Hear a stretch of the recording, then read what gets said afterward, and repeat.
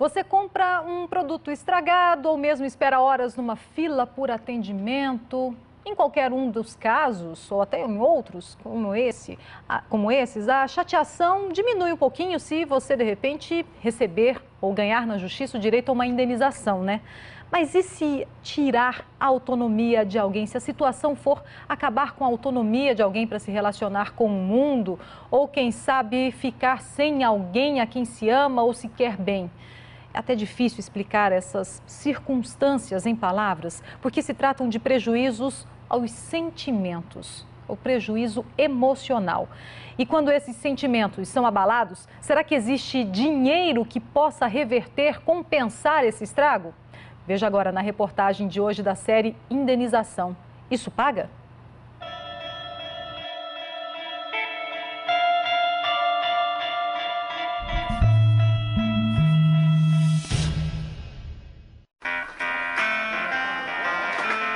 Esse é o Matheus, na festinha de aniversário de 6 anos. Uma criança alegre, falante, que adorava brincar e até cantar.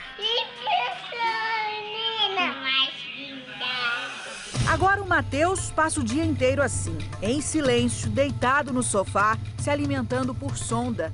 É difícil acreditar que uma criança saudável do dia para o outro perde os movimentos. Mas foi isso que aconteceu com o Matheus. Segundo a mãe, ele entrou neste hospital no setor Jardim América caminhando e saiu daqui tetraplégico depois de uma cirurgia ortopédica. A cirurgia era para recuperar um braço que ele tinha quebrado. O procedimento tinha previsão de 20 minutos. Durou 4 horas. Quando a mãe viu o Matheus, percebeu a gravidade do problema. A fisionomia dele estava toda deformada.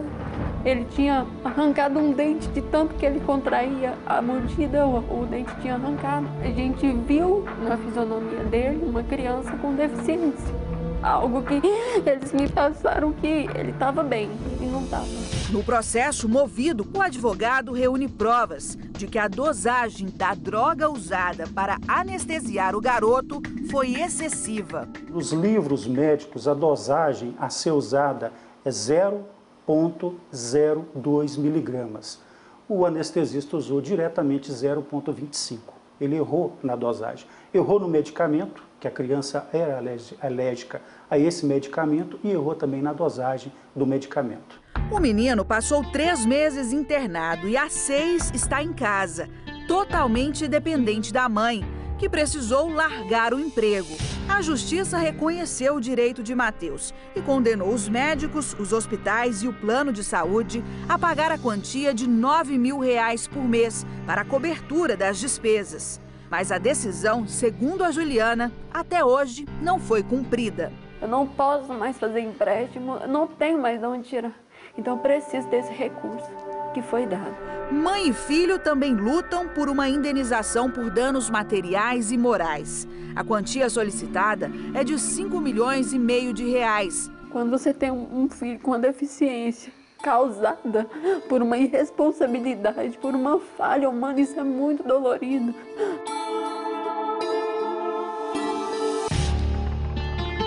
O Westneider também lida com uma deficiência, provocada dentro do ambiente de trabalho. O metalúrgico operava uma máquina de cortar aço quando teve o braço sugado. Ele passou por 2 cirurgias, mas perdeu a capacidade manual. Ela vai, mas chega aqui e ela não pega. Tudo você depende da... Tudo é a mão esquerda agora. Minha mão esquerda virou direita. O metalúrgico sobrevive do auxílio acidente pago pelo INSS, no valor de meio salário mínimo, e aguarda da Justiça a sentença sobre um pedido de indenização.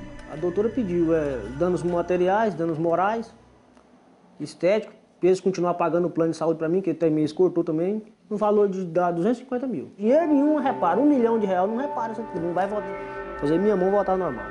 Não mesmo, segundo esta doutora em psicologia. A pessoa que trabalhava, além dela ter o papel profissional dela, ela tinha um pertencimento ao grupo. E aí ela é retirada disso, ela não pode trabalhar mais, ela vai perder esse contato. Ela se sente inútil, ela se sente diferente. Esse também é o sentimento da dona Sebastiana. Caminhando com dificuldades, ela conta que vive sob efeito de remédios. A dona de casa estava dentro de um ônibus que se envolveu em um acidente. Na freada, ela foi arremessada. Dona Sebastiana fraturou a coluna. Por causa do acidente, Dona Sebastiana ficou 2 anos aqui neste quarto, presa à cama, sentindo fortes dores e imobilizada por um colete ortopédico. Essa foi a fase mais difícil da vida dela. Meu serviço era bastante braçal, né? Aí eu não pude mais trabalhar. Dona Sebastiana conseguiu na justiça uma indenização por danos morais e materiais, que para ela não cobre o sofrimento que passou. Tem preço. Nada paga, dinheiro nenhum paga a minha saúde. E qual o preço de uma vida? Em um dos casos mais marcantes de Goiás, o acidente radiológico com o Césio 137, a reparação às vítimas foi pedida principalmente ao Estado. Dona Lourdes perdeu a filha, Leide das Neves. Com apenas 6 anos, a menina virou símbolo da tragédia. O acidente aconteceu em 1987, com a abertura da cápsula de um aparelho de radioterapia, abandonado no centro da cidade. 1 ano depois do acidente, a dona Lourdes recebeu uma quantia pela morte da filha. Ela não se lembra exatamente do valor, mas não era muita coisa, porque na época não deu nem para realizar um desejo do marido, que também tinha sido atingido pela cápsula. O que o seu esposo queria na época comprar? O sonho dele é comprar uma carroça com animal para continuar trabalhando com material reciclado. Aí ele comprou ou não? Comprou só a carroça. O dinheiro não deu para comprar cavalo? Não foi muita coisa, não. Hoje, Dona Lourdes recebe apenas uma pensão vitalícia do Estado. Hoje eu estou recebendo menos de um salário. Tá aí um dos papéis da indenização. Arrumar uma forma de devolver à pessoa lesada um pouco do que ele perdeu e também o cunho de educar aquela pessoa que causou o dano, para não fazer isso mais. Na tentativa de educar um motorista infrator, este casal luta por uma reparação na justiça. O casal estava neste cruzamento movimentado na região de Campinas, em janeiro de 2010. Cláudia ao volante, Célia de passageira e o filho Tiago no banco de trás. Quando um carro em alta velocidade desceu esta avenida, furou o sinal e causou um choque tão grande que arremessou o garoto na calçada. Ficou 40 dias na UTI. As esperanças nossas eram enormes. Mas Tiago não resistiu. Os planos do talentoso tecladista foram interrompidos bruscamente. O motorista Rulfo Cabrini Costa e Silva foi condenado a 7 anos de reclusão em regime semiaberto pelos crimes de homicídio e lesão corporal. Ficou comprovado no processo que ele dirigia sob efeito de álcool. Saber que a justiça foi feita para que não volte a ocorrer novamente. A próxima batalha é conseguir a indenização pela morte do filho, mas falar em valores para o casal é muito difícil. Quem sabe, se pesar um pouquinho no bolso dele, ele sente, né, o mal que ele causou a gente. Porque falar assim que vai aliviar a dor que a gente está sentindo, em nenhum momento.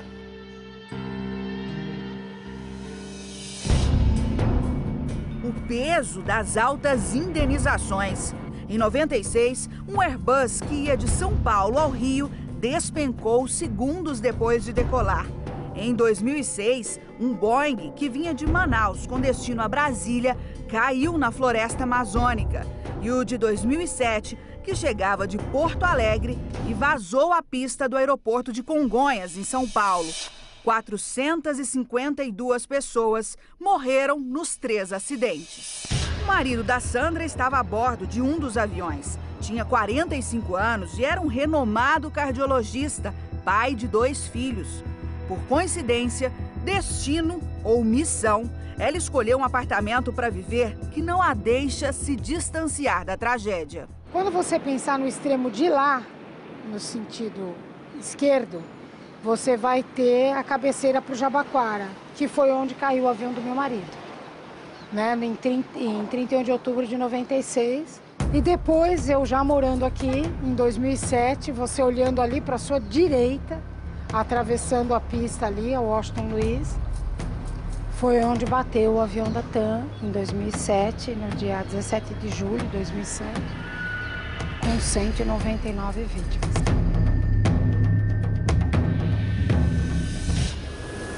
Esse acidente ela viu da sacada e correu para dar aos parentes o conforto de alguém que já passou dor semelhante e para mostrar os caminhos de como a justiça pode ser feita. Na nossa época, os valores ficavam no mínimo 500 mil dólares, no mínimo 500 mil dólares, houve, até $1,5 milhão de dólares. Chegou até 1 milhão? Chegou a $1,5 milhão de dólares. Hoje já é bem mais, conforme a vítima. Se ele é um grande executivo, se ele tem filhos menores, N fatores. Você chega aí a uns 3 milhões de dólares, com certeza. Sandra recebeu a indenização pela morte do marido, mas quando pergunto se o dinheiro compensou a perda, passada quase 2 décadas...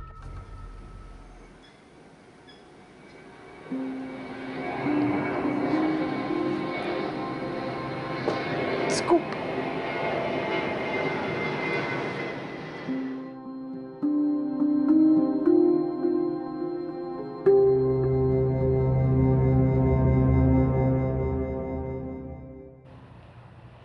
É a resposta para essa pergunta que aparece aqui no nome da série, né? Isso paga?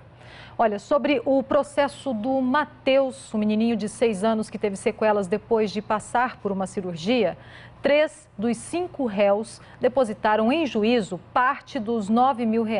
E a liberação agora depende de uma decisão do juiz. O advogado que representa o Hospital Jardim América e o América Plano de Saúde informou que os clientes dele não reconhecem ter responsabilidade sobre o caso do Matheus e que ainda não foram intimados oficialmente a cumprir essa decisão judicial. O ortopedista que operou o menino e o hospital responsável pela UTI que recebeu o Matheus já com as complicações, informaram que tem depositado mensalmente R$ 1.800 a cada mês, também em juízo.